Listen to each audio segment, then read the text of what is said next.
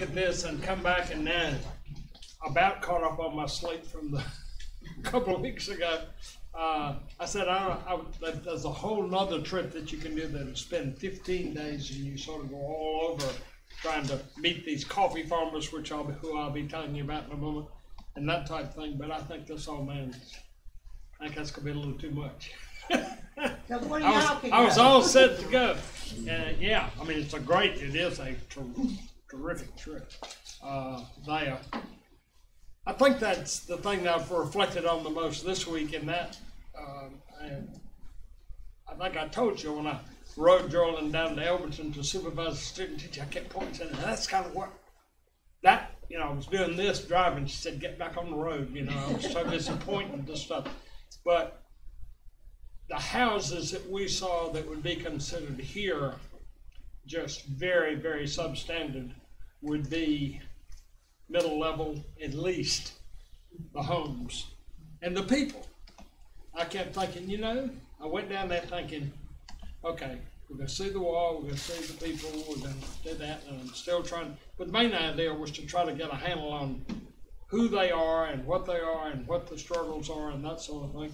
Because I'm not sure we hear it now from Syria and we hear it from some of the other countries that worry about immigrants and, more importantly, people that think we are talking now, people from San Salvador, who are in a major political drug situation, and we brought them here to sort of get them out of that. And now it's back, I think that was a 15-year period, and the 15 years is up, and they're having to make plans there. What I saw was this image that I had, and like a lot of us have, of this horrible criminal element, and they're mean and cruel, and they rape and pill towns and all this kind of stuff. I never saw that, and I said,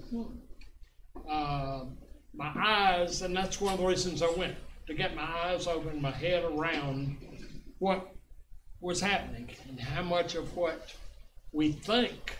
It's easy to sit and suck around and think, oh, well, this ain't it awful bad, and this is bad, and let's stop this, let's do that. But I never felt, Jordan said, were y'all real cautious when you out on the streets? I said, no. We walked all over town, never saw anybody that would have, no more than here anywhere else. Yeah, you saw somebody and you say, well, wonder, one thing will bite me, Didn't see that. And I guess the biggest take home has been not only what we as Christians can do, but to really get a Christian's perspective. These are the least of these. If we pull out Matthew 25 and start reading about when did you see me thirsty, and when did you see me hungry and homeless and in jail, and all these sorts of things. I think I saw some of that stuff. And my eyes opened some more. I'm going to talk some more about coffee, but I wanted to try to finish kind of where we were, and then it gets in. I believe this will begin some of the information. And then and I keep talking about coffee, and then remind me to bring it right back home and talk all about fabrics, because that's another opportunity we may have with a co-op that's down there. This was just writing, I think I did that one because there was so much water on the streets. They really don't get just at Douglas, Arizona, and Agua Puerta, and that upper state. Sonora is one of the upper states of Mexico right there. They usually have what they call their monsoon. Talked about that last week. It really doesn't begin in July, maybe late July, and maybe into late September, early October. That's the only water they usually get. Desert, that's why the desert. But instead, they had 3 days of just really torrential rain. We would consider a regular rain. This was to them a flood almost, And I think that's probably just why I took that picture there. Just keep on clicking them. I don't know. I think these are, I thought that was I just saw lavalure. That's just a name we recognize with one of the plants. And that the reason I took that was to remind me to talk about the legislation that we had and cooperation that we had even prior to NAFTA. Big, and matter of fact, one of the books that I'm reading now called Just Coffee, Caffeine with the Conscience is co-authored by a guy who was the main HR for one of the big manufacturing companies. And I never did quite understand. They tried to explain it to me. When the U.S. took a big opportunity with big companies that would go because they had the cheap labor. So they built companies, and that's one of the things Agua Puerta had, because they were literally, backed up to the border. We still saw probably 20 or 30 manufacturing companies still right there. And again, I remind you, and I was surprised to see the difference when this book was written in, the mid-2000s and that type of thing. I told you last week, for 40 to 48 hours of work a week, $94. That's what, in effect, they bring in pesos. They bring home $94. And that's to help support their family. And when I read back, though, that's up. It was that they were making $67 in 2008 for a week's work in the factories. The U.S. would put up a factory on this side of the border. They would own and run and manage the one on the Mexican side. And what I never figured out is how they got their employees. They had some kind of work cards where they could crisscross. If they needed them over here, they could pull there. They were here. They worked in both plants. Then after we re-looked at NAFTA, where they made some changes, and all of these profits they thought they were going to get, our manufacturing companies, it wasn't to the extent that they wanted, so they also started closing those down. This is one that's still there, and unfortunately, the other company we saw now that's closing made, a lot of it was tied, almost like we ought to move them up here, was tied to the automobile industry. Seat belts, airbags. What's the one that just had all the problems with the airbags? Yeah. One of their big plants was in Agua Puerta. It's closed down. They have just closed one of the plants that dealt with seat belts, and others who supplied Ford, Chrysler, some others like that. I'm talking too much, keep flipping. This was I wanted that picture. If you see this wood stove there, that's the one I told you that had 23 people living in a 3-room house, no electricity, no water, but they wanted to feed us. This lady here, you really can't tell. This is a blurred picture because there was no light. That was one of the rainy days, so there was no light inside either. This lady works at the cooperative school, but she does mainly some transportation because they have 4-hour schools. I believe I told that, and she has one car that sort of runs, and she can take kids home and pick up more and take them back to the school. But she makes very, very little. Her mother is out of the picture, is the one that taught me how to do. Now I'm a first-class tortilla maker. She taught us the night before. She's the cook at the school, but she said she wanted to fix us something. So here's a family with 23 people, totally different than you would ever expect. They want, hospitality was overwhelming, and they did not want, if you thanked them too hard, the people with us from Frontera Cristo told us not to back off on the amount of thanks we were giving, because they wanted to do it. Their hospitality was tremendous. That's all I can think about. But this is, like I say, 23 people, 3-room house, no water, no electricity, but struggling, as I say, to keep at least for that 23, and try to keep that one car at least running. And she said it really needed this and this, and that's what keep going.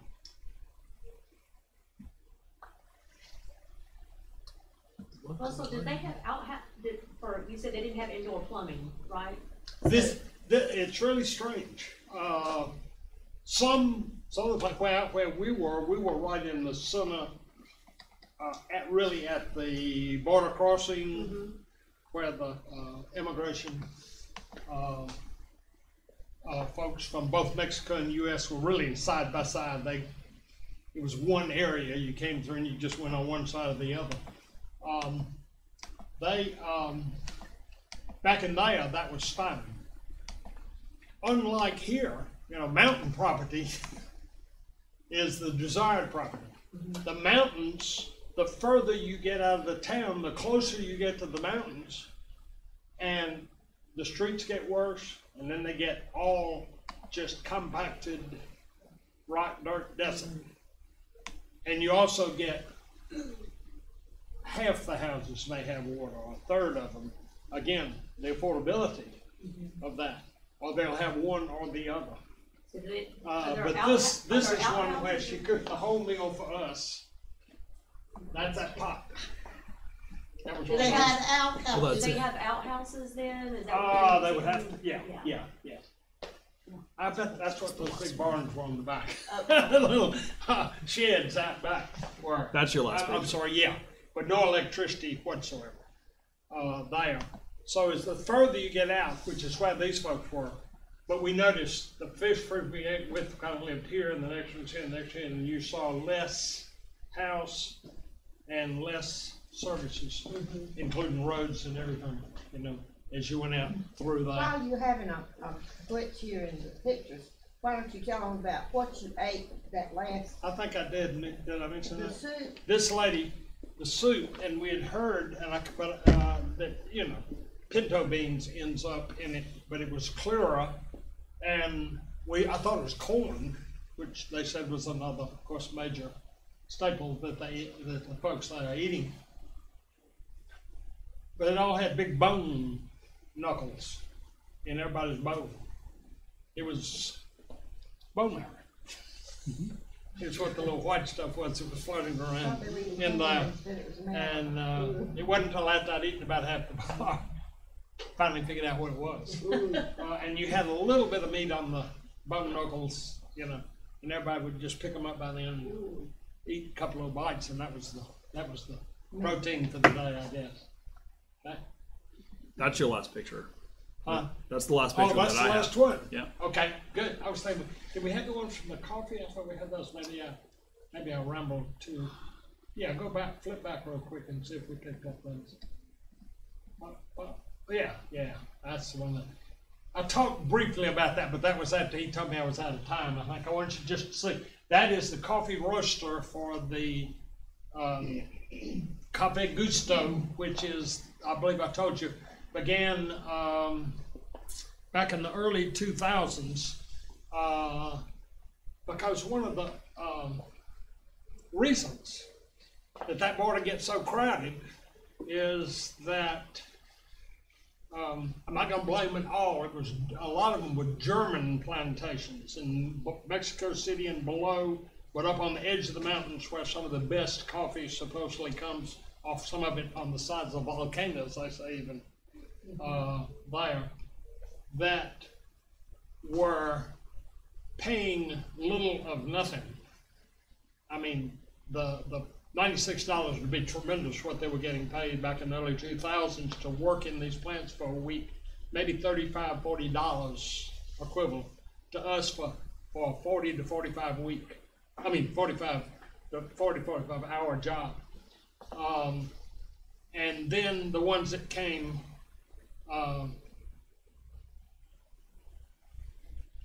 to the U.S.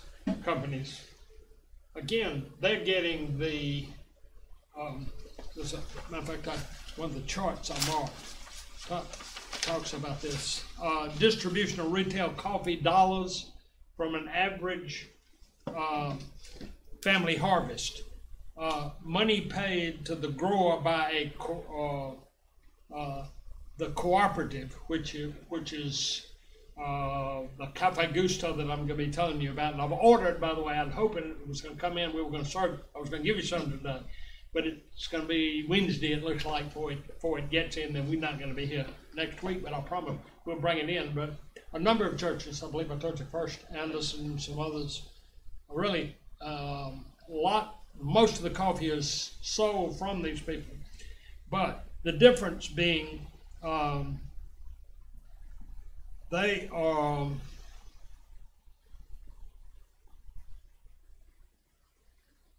what they call a conventional coffee market model was paying 80 cents per pound. What they call, and this is a word that gets way overused, and the difference that they'll use a different name for it.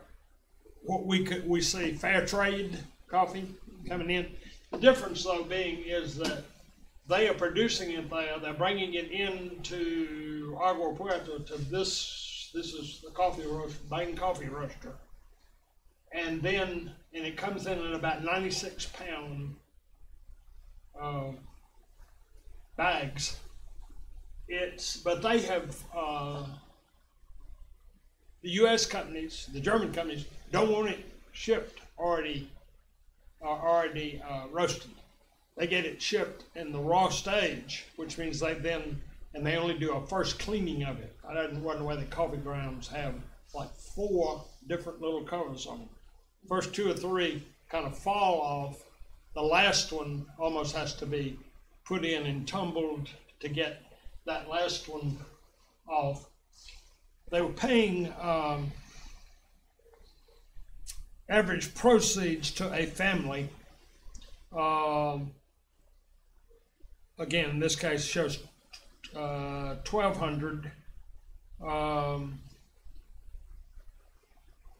for a 1,500 pound crop.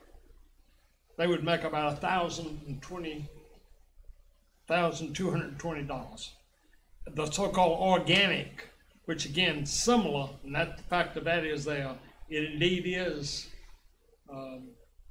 some fair trade, which is usually labeled fair trade. There's one group that will say fair trade. They do what they call a fair trade plus model. The difference being they're paying $1.33 per pound. Average proceeds to the family is about $1,200 on the just conventional growing. That means they're using fertilizers and pesticides and all the other. That'll go to $1,650 for so-called fair trade. And the co-op that this Cafe Gusto, they've now started off with 20 or 25 coffee plantations or coffee farms, and this is not really plantations. It's not the right word. But they will net about $2,850, basically twice what the fair trade pays. They actually are, along with their own people, are lead it, direct the co-op and everything else. They in turn, and this, by the way, came from a $20,000 grant from Presbyterian Missions through Frontera de Cristo. About half of it was raised by that particular mission that we visited. But this came as a $20,000 piece of equipment, and it now can roast all of the coffee coming down from almost 100 coffee growers. They all participate in that. So total money paid to the co-op that stays, again, this is where it would stay in Mexico. Again, the $1,200 on the conventional, organic $2,115, and they get $10,500 from the co-op. And then money ending up in the United States On the conventional is 9,300. Under the organic is 8,385. And to the United States, 0. So all the money is staying into that co-op, adding additional people. What was happening, they were getting paid so little that it wouldn't even subsistence. And this is in Chiapas and some of those down deep into Mexico, below Mexico City and into the mountain area there. Some up about Veracruz, kind of mid-Mexico, and that type of thing.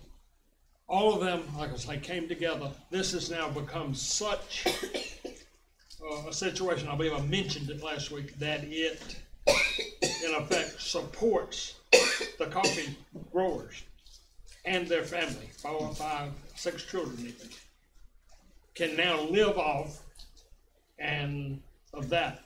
What that's doing, if we're concerned about immigration, it's no longer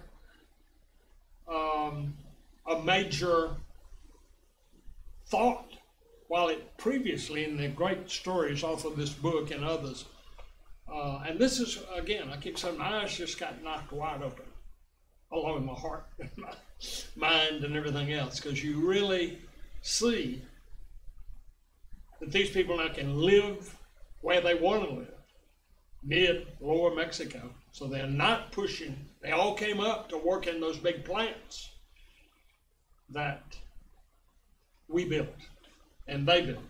It was joint effort under the treaties and work and building and so forth that went on. What Frontera de Cristo does is works, as I told you, with all sorts of ministries. Same church that I told you I worshiped in and felt like my feet were a foot off the ground. Presbyterians, General Assembly of the Mexican Presbyterian Church. One of those, that church is a member of that. But it has been so supportive to these families that are there and have not gone back, because they now are working within the roasting and the other area there. But a majority of the people are now going back to where they grew up. In some cases, left children behind to be tended for by the oldest brother, oldest sister, as they've each tried to get money even in northern Mexico, because that's even more, because they were basically losing their church in other areas. So what we see is that we, along with other big denominations, but really run by Frontera de Cristo, where I visited, is support of that Just Coffee, really called Cafe Gusto, the name of the company, Just Coffee. Did you find that? This one right here? It's there are a couple of those.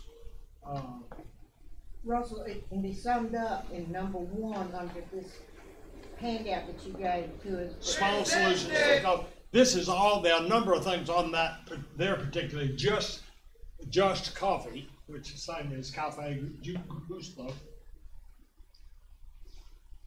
Good. Santana Zavaleta Ramo Presente. I did this one like, these are the crosses with a name on them, like I told you about. 297 people who have lost their lives Ya in the tendrá desert. 2-3 meses y medio más o menos que salir allá, We'll try to pues describe con this as, el as you see entusiasmo in de Spanish, venir, but we can trabajar read the English. y hacer algo, pues un patrimonio, porque pues no cuento con una casa propia y tengo 3 hijos. La situación en México, pues ya ven que no alcanza luego para un pobre, para un campesino. Leave our land is to suffer. And so many folks, if they have their choice, are not going to This is leave Mark their land. Adams, who's And been so there for Just 20 Coffee, years by providing working in just mission prices for ministry the of the product, Christian church. are able to take away the need for people to immigrate into the United States. Well, the business was started to directly address the root causes of economic migration This into is the the United HR director of States that company that through the left use of this, simple, appropriate technologies. co-authored this book with me. And the business is entirely owned by the growers who are in a cooperative in Chiapas. And so what the business does is sell coffee on the website along with t-shirts and cups and those kinds of things. And all of the money is going to the cooperative. This is a new concept because normally in coffee, from the time it's produced to the time it gets in your cup, there may be 4 intermediaries.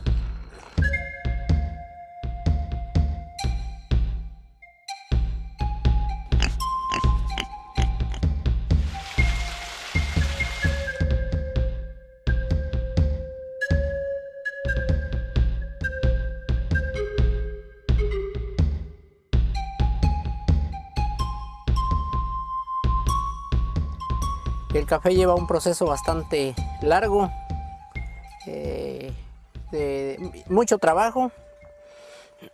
Comenzamos con la recolección de los granos, que es el corte de café. Dicen algunos pizca de café. Que llegamos a la casa para hacer el proceso de despulpado. ¿Sí? Una vez despulpando el café, pues a las 24 horas de habérsele quitado la pulpa, se lava con agua limpia y posteriormente se saca al patio de secado. Es este punto de retrilla, así le decimos nosotros. Al pasar el café ya por la retrilla pues es una maquinita que se encarga de quitarle el cascabillo. Después de quitarle el cascabillo, lo pasamos a la clasificadora de granos. Cuando hay granos que se pasaron enteros, que no se les quitó la cáscara, la clasificadora lo aparta. Ya seleccionamos el café, el de tamaño uniforme, que es el que nosotros les enviamos a los compañeros a Agua Prieta para que ya se le dé el último proceso, pues, que ya es la industrialización del café. Pues yo siento que tal vez serán dos maneras, porque una, los jóvenes al saber que hay un buen precio de café y dicen, no, pues me quedo a ayudar a mi papá, pues ya no me muevo y ahora sí veo que sí costea, pues me quedo, una. Y la otra es motivarlos también, motivarlos a que trabajen las tierras y que mira, ya no te vayas porque ahora sí conviene y ayúdame. Y ahí tratamos de convencerlo, pero ya hay un porqué ahora. Ya no hay nada de que vamos a trabajar y para que no nos quede nada, sino que ahorita pensamos en que siempre será una ganancia, así como estamos trabajando hasta ahorita.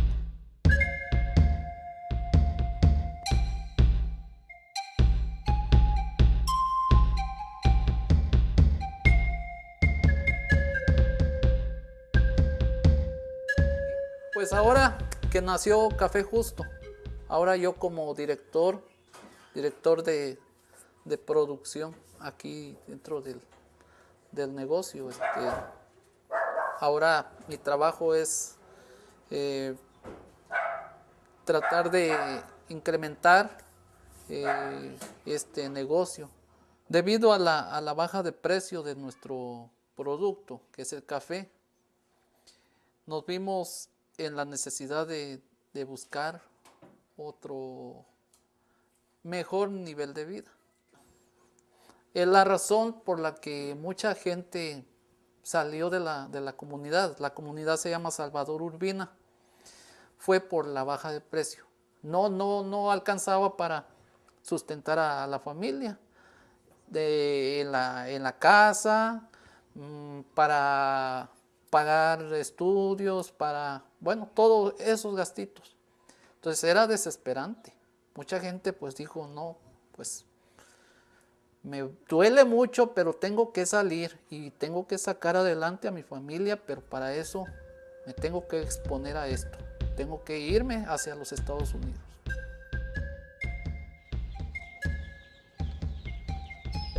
undocumented immigration is majority of it is economic. And so as long as folks don't have jobs and ways to make living wages on their own land, with the pull of low wage and service sector jobs in the United States and the push of folks off of the land and the agriculture sectors of Mexico and other sectors, then you have this push and pull. What Just Coffee does is it addresses the root causes because it allows farmers to make a living wage, but it also creates jobs within Mexico. We granted amnesty before and again and again and again, and people just keep coming. Well, people keep coming because there's a need, and we need to take a look at what that need is. Lo que me hizo salir de México, como les dije, es la ilusión de tener una casa. Decirle a mis hijos, esta es su casa, esta es de ustedes, y no andar pues como nómada, ¿no? De un lugar para otro. Ir al desierto, conocer las experiencias que pasan estas personas y saber que no era tan fácil atravesar el desierto para llegar hacia los Estados Unidos. Fueron cositas así que a mí me detuvo y ya completamente se me quitaba esa idea de ir hacia los Estados Unidos.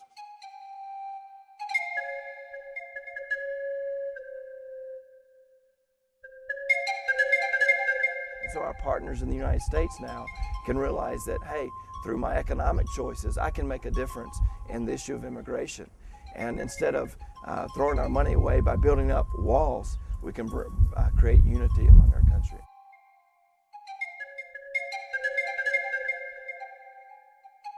Every Tuesday at 5:15, we have vigils that remember those who have died crossing the border here in Cochise County. Some of those who died here, right here in Cochise County, were coffee farmers, corn farmers, people from all walks of life, children, women, men. So we join and remember their lives and their deaths, and we pray that there might be an end to deaths in the desert. And also we pray that their families might be comforted and supported as they continue forward in life without their loved ones. No tenemos miedo, we're not afraid.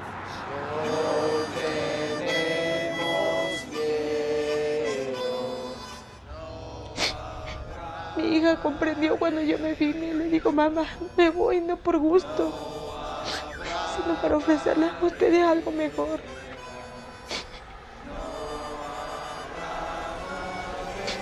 Le digo, quizás en pocos días tu papá me alcance.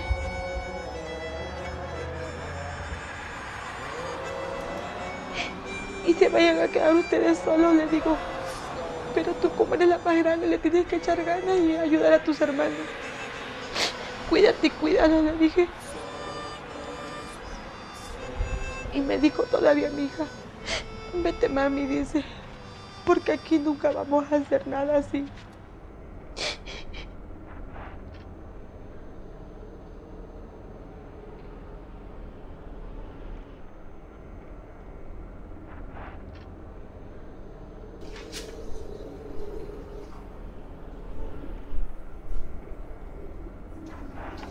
I think one of the hardest questions we, as American Christians, have to answer are two. One, are we listening to doing what we can for those that are hungry, those that are thirsty, or those that are trapped by cartels and gunfire and other things, whether it's, like I say, Syria or Mexico or San Salvador or those others. So there was a short in this book where Mark and early in some of his ministry there, they went up to, I believe it was Littleton, Colorado, to speak to must have been a synod meeting or something. One of my major jobs is mission work on the border is to help people reflect biblically and theologically about what it means to be a disciple of Jesus Christ. And here we are called to action when borders divide us. The process of building relations is outstanding, often has to interpret the complex nature underlying illegal immigration and help people understand the erratic history of U.S. border policy. There's one of the, you see every bumper sticker in the world, one of them there, because that border has been moved starting way back, and then Pancho Villa, and then the Gadsden Treaty and so forth. It's continued to, and then when we can't do that, then we built the businesses on either side to, but yet keep the border there. But how do you explain that as a Christian? And we heard this in the Border Patrol. What we are doing is enforce, that's what the law is. We are there to enforce the law, and people understand that. We didn't get this word from the Border Patrol, 3 people, the PR and the captain who was head of that particular 30 or 40, 50 miles from the Border Patrol. But we did from a Border Patrol officer who's been with the Border Patrol for 20 years, but was a member of the Douglas Presbyterian Church. He came and met with us. He said, now, I'm glad to answer your questions, but you cannot, when you meet with the officers and the PR people, you can't quote anything I'm telling you. He said he does have to wrestle in trying to, even now, but he tries at least to serve in a Christian manner. He said the difference being little things like when he does arrest somebody and you can tell that they're no food, no water for a long time. They're very weak, and of course they put them in the back of, I said, looks like a little paddy wagon, as we call them, in the back of their trucks. But he said, I try to at least pat them on the shoulder and say, you know, you're brave. You've tried to do what for your family, but you did it the wrong way, you know. But so he extends that. This, though, I thought was interesting. A few people have expressed concern that with the legality and morality of Fronte de Cristo humanitarian work, and that with migrants. My response to the illegal immigration question came unexpectedly one evening when I was invited to speak to a group. No, in a neighboring, I said it was in Colorado. This was in a neighboring Presbyterian church in Arizona, about the possibility of their youth engaging with the Lily of the Valley, that's the Mexican Presbyterian church, youth in some form of outreach ministry. A member of the group, who was an active duty colonel in the U.S. Army, asked me a question with great intensity. Mark, what do you know? What I want to know is, do you support illegal immigration? He says, to say the least, I was not prepared for the question. That was not going to be part of my presentation, since I was there to talk about the joint outreach missions of our youth. However, I think my response, while not polished, captured some of the complexity of living a life of faith within where a border divides. Colonel, I do not want to support illegal immigration, but I'm afraid to say that I do almost every day. Every time I go to the grocery store, buy fruit or vegetables, I'm supporting illegal immigration. Every time I'm traveling and stay in a motel, I'm supporting illegal immigration. Every time I eat brand name chicken, I'm supporting illegal immigration. Every time I walk into a building that has been built in the last 10 years, I'm supporting illegal immigration. Every time I patronize a business that uses a landscaping service, a janitorial service, works on and I play golf, I'm supporting illegal immigration. Colonel, do you support illegal immigration? The question with which the colonel challenged me became the very questions that challenged her. I could have added, every time I eat in a restaurant, we are supporting illegal immigration. Every time we buy our store-marked coffee for $3 a pound, we're supporting illegal immigration. In other words, everywhere we turn, we're receiving services from those who are undocumented workers, and thus by default are supporting illegal immigration, whether we realize it or not. He calls that a crisis of conscience. When Before the steep drop in the price paid for coffee beans in the 80s and 90s, there was no mass migration of people off the lands of Salvador Urbana or from other coffee growing communities. In fact, the coffee was such a good cash crop that the IMF and the World Bank encouraged Vietnam to become a coffee producing country because of the growth and particularly of the Robusto coffee, of the dark coffee, using agrochemicals. Vietnamese entrance into the coffee exporting world, as well as mixed higher quantity, more expensive Arabica coffee that was coming from Mexico, led to a sharp decline in the price, which I've already talked about. He goes on there, but I'm going to read this book and because it had been suggested it was something that would give us a better understanding. Yes, ma'am. I think I can summarize what you have said. We can support the community there by buying their coffee and also by supporting their cooperatives. I believe that's what you call them. And you wanted me to remind you to mention just fabric. I had my coffee bag back.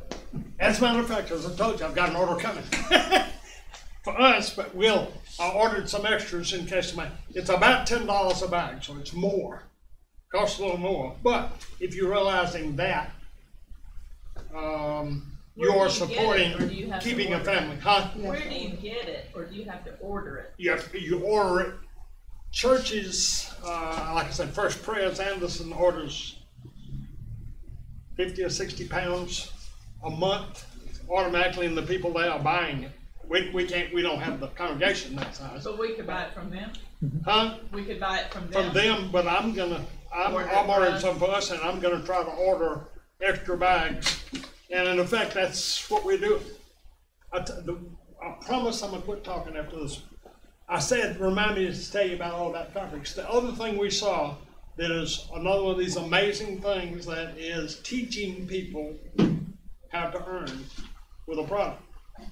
There's a co-op there that teaches people who have no knowledge, have never farmed, about growing crops, selling the crops and things, and to get money for their families. There's a large group, and Joel knows I unloaded about half of my suitcase coming back. I left a lot of my clothes back there for one of the missions, and instead had to do that so I could pack the stuff I bought from this co-op. But you know, what am I trying to tell you? Russell's got shawls and all kinds of stuff. A big bag full of products he purchased at all that fabrics that he's planning to send. Yeah. Yarn. For $25, I got a $15 bag of various yarns, and I found some scrap for $3 a pound, $4 a pound, just the end stuff. I'm bundling that up and I'm gonna mail it back and let it go to that co-op, thinking, things with that, like you know, serape he brought me. So with all y'all that sew, I'll go every once a month, Thursday, Friday, or Saturday there, or anywhere else. Anytime you see extra cloth and like that, I'll be glad. I'll be glad to ship it. If y'all, be collecting that kind of stuff. If that's something the church wants to do. It cost me $28 by the time I got out of there with a $15 that they probably can make. There was a lot of knitted stuff. Knitting is one. Carpentry, they're building furniture and selling it out of there, teaching people how to cut with saws and use tools. And all of that helps keep people in their homes. We don't want to leave our homes any more than these people did. That's what I saw. Like I say, my head, my heart, my stuff, I didn't know what I'd see. But, and trying to figure out your Christianity is speaking to you, but yet the law also is there, and we've got to do what we can.